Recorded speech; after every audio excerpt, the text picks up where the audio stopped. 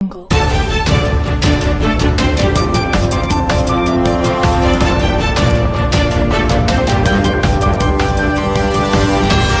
Jungle.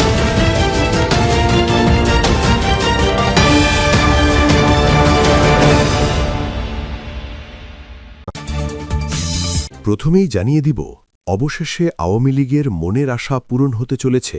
মাত্র ৬০ দিনের মধ্যে দ্বিগুণ শক্তি নিয়ে রাজনীতিতে ফিরছে আওয়ামী লীগ।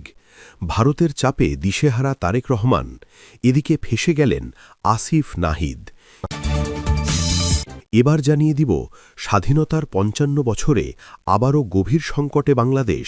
তারেকের শেষ ভরসা হাসিনা। নতুনভাবে দেশে আসার প্রস্তুতি নিচ্ছেন নেত্রী হাসিনা। এতক্ষণ শুনছিলেন সংবাদ শিরোনাম, এখন থাকছে বিস্তারিত। তার আগে ভিডিওটিতে একটি লাইক দিয়ে কমেন্ট করে জানিয়ে দিন আপনি আমাদের ভিডিওটি কোন জেলা থেকে দেখছেন বা শুনছেন। বাংলাদেশের বর্তমান রাজনৈতিক প্রেক্ষাপটে নতুন করে উত্তেজনা তৈরি হয়েছে নানা বক্তব্য, পাল্টা বক্তব্য এবং সাম্প্রতিক ঘোষণাকে কেন্দ্র করে। বিশেষ করে শেখ হাসিনার অবস্থান এবং তারেক রহমানকে ঘিরে রাজনৈতিক চাপের আলোচনাই এখন কেন্দ্রবিন্দুতে। আওয়ামী লীগের ভেতরে দৃঢ় আত্মবিশ্বাস লক্ষ্য করা যাচ্ছে যে তারা অল্প সময়ের মধ্যেই আরও শক্তিশালী অবস্থানে ফিরে আসতে পারবে। দলীয় বিশ্লেষণে বলা হচ্ছে, বর্তমান পরিস্থিতির তুলনায় আগামী ৬০ দিনের মধ্যে সংগঠন আরও সুসংগঠিত এবং প্রভাবশালী হয়ে রাজনৈতিক ময়দানে সক্রিয় উপস্থিতি নিশ্চিত করবে। এই প্রত্যাশা শুধু সাংগঠনিক পুনর্গঠনের উপর নির্ভর করছে না, বরং রাজনৈতিক বার্তা ও জনসম্পৃক্ততার উপরও জোর দেওয়া হচ্ছে। অন্যদিকে বিএনপির জন্য পরিস্থিতি ক্রমে জটিল হয়ে উঠছে বলে ধারণা করা হচ্ছে। বিশেষ করে ভারতের কূটনৈতিক অবস্থান নিয়ে রাজনৈতিক মহলে নানা আলোচনা তৈরি হয়েছে। আওয়ামী লীগ সমর্থকদের বক্তব্য অনুযায়ী এই কূটনৈতিক চাপ বিএনপিকে একটি অস্বস্তিকর অবস্থানে ফেলেছে। একই সঙ্গে দেশের অভ্যন্তরে জনমতের একটি অংশ বর্তমান রাজনৈতিক পরিস্থিতি নিয়ে উদ্বেগ প্রকাশ করছে, যা বিরোধী দলের জন্য চ্যালেঞ্জ হিসেবে দেখা হচ্ছে। এদিকে সাম্প্রতিক সময়ে আসিফ মাহমুদ, সজীব ভুইয়া এবং নাহিদ ইসলামের দেওয়া বক্তব্য রাজনৈতিক অঙ্গনে নতুন মাত্রা যোগ করেছে। তাদের বক্তব্যগুলো ভবিষ্যতের রাজনৈতিক প্রেক্ষাপটে গুরুত্বপূর্ণ হয়ে উঠতে পারে বলে মনে করা হচ্ছে। বিশ্লেষকদের মতে, ভবিষ্যতে কোনো নির্বাচিত সরকার ক্ষমতায় এলে এই ধরনের বক্তব্য এবং কর্মকাণ্ড মূল্যায়নের আওতায় আসতে পারে, যা সংশ্লিষ্টদের জন্য জটিলতা তৈরি করতে পারে। একই সঙ্গে মোহাম্মদ ইউনুসকে ঘিরেও বিভিন্ন রাজনৈতিক ব্যাখ্যা উঠে আসছে। তাকে ঘিরে যে রাজনৈতিক অবস্থান তৈরি হয়েছে তা ভবিষ্যতে কার পক্ষে যাবে এ নিয়ে স্পষ্ট কোনো সিদ্ধান্তে পৌঁছানো না গেলেও রাজনৈতিক বিশ্লেষকরা এটিকে একটি গুরুত্বপূর্ণ ফ্যাক্টর হিসেবে বিবেচনা করছেন। সবচেয়ে আলোচিত বিষয়গুলোর একটি হল সাম্প্রতিক সরকারি ঘোষণা, যেখানে প্রায় ৩৫০ জন পুলিশ হত্যার ঘটনার বিচার প্রক্রিয়া আনুষ্ঠানিকভাবে শুরু করার কথা বলা হয়েছে।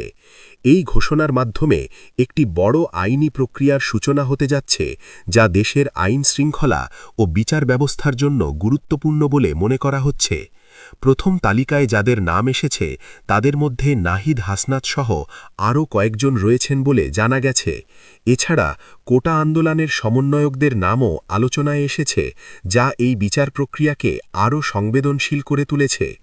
আওয়ামী লীগ সভাপতি শেখ হাসিনা এ প্রসঙ্গে স্পষ্ট অবস্থান নিয়েছেন। তিনি দাবি করেছেন, দলের উপর আরোপিত নিষেধাজ্ঞা প্রত্যাহার করতে হবে এবং দলের নেতাকর্মীদের মুক্তি দিতে হবে। তার ভাষায়, এটি কোনো অনুরোধ নয়, বরং একটি দাবি।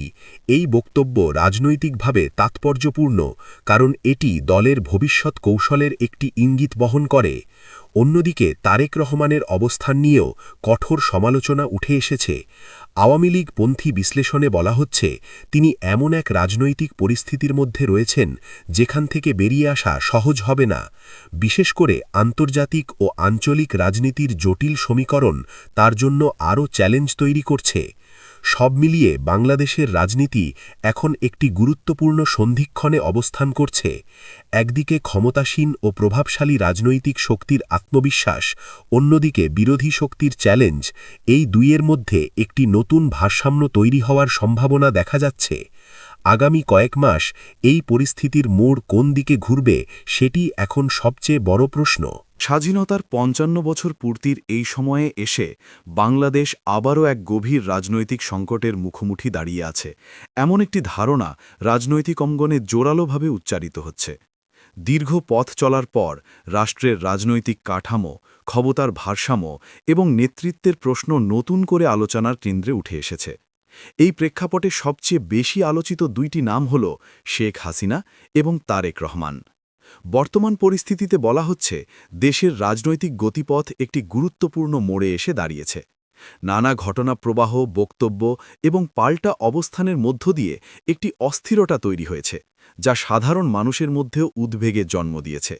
এই সংকটকে অনেকেই শুধুমাত্র রাজনৈতিক দ্বন্দ্ব হিসেবে নয়, বরং রাষ্ট্র পরিচালনার ভবিষ্যৎ দিক নির্দেশনা নির্ধারণের একটি গুরুত্বপূর্ণ সময় হিসেবেও দেখছেন।